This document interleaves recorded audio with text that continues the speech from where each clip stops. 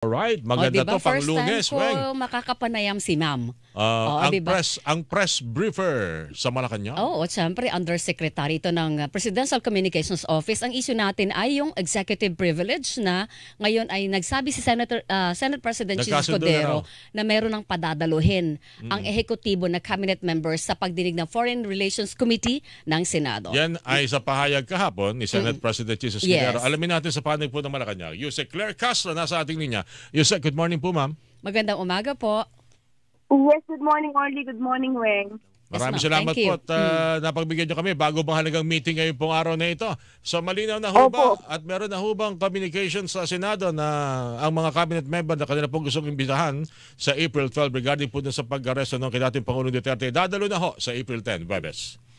Actually, Orly, Weng, wala, personally kasi ngayon pa lang kami pupunta sa sa meeting pero yung meeting naman namin does not necessarily mean para dito sa hearing. Yes po. Wala pa po ako personally nalalaman na nabigyan kami ng anumang imbitasyon. Sa ngayon po So, ma'am, pero ang alam ko nakapag-issue niya yata si Senate President ng subpoena para sa dalawa. Pero hindi po siya yung mga cabinet members po. okay, parang dalawa yata pero hindi cabinet level. Pero ang sabi po ni Senate President Chis kahapon na magitan na siya between the Senate at saka Malacanang to prevent yung possibility ng constitutional crisis.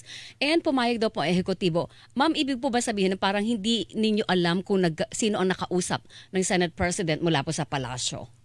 Yes. Sa ngayon, wala pa po akong personal na knowledge kung sino po yung nakausap at kung sino yung pumayag at kung may pumayag. Siguro maya-maya naman po makakapag-update po ako.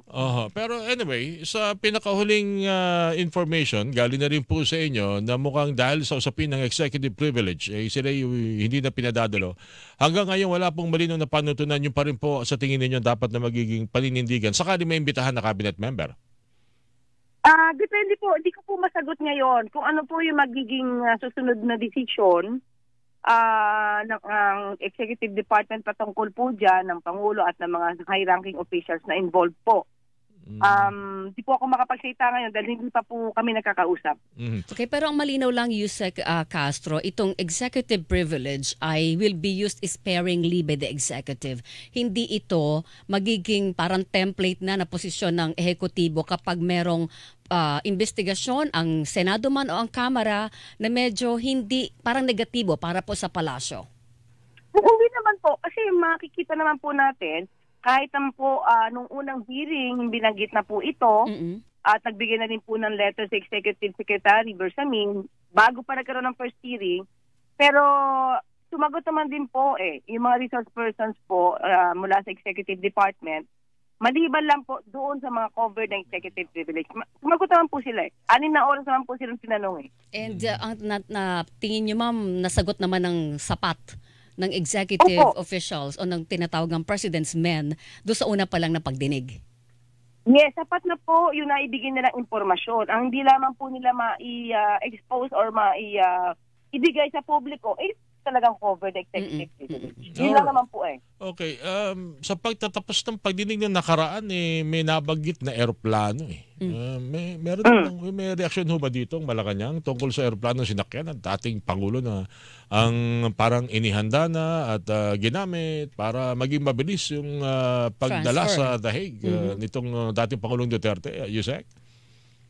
Executive privilege po yan, pero kung paghahanda po, dapat naman po talaga on the day itself, dapat meron pong sakyan para madaan dating Pangulong Duterte sa ICC. Buti binanggit niyo yan kasi may ilang mga natuklasan, narinig din naman ako dun sa ginawang pagdinig. May mga dapat pala tayong malaman when it comes to international law. Lalo-lalo na sa ICC, pati din sa sistema ng pagpapadala, pagsasend ng warrant of arrest. Ang pagkakaalam natin dito, pag may kaso, arrestuin ka, pag inilabas ng warrant of arrest ang korte, at dapat daladala yan ng isang authority na mag-aaresto sa iyo. Kung hindi hawak-hawak, yan ay ipapakita in practicable, anytime practicable, ang naturang warrant of arrest. Sa ICC pala, kakaiba, dahil pag pag may warrant of arrest talaga, meron silang pwedeng gamiting daling paraan dahil hindi simpleng tao ang nasasampahan ng mga ganitong uri ng crimes against humanity, mga malalaking kaso, Yusek. Yes, actually po, yung e-warrant din po kasi dito sa Pilipinas ay allowed na po. So, kahit, kumbaga soft copy, nasa cellphone po yan, at doon napakita, ang e-warrant po ay allowed na po.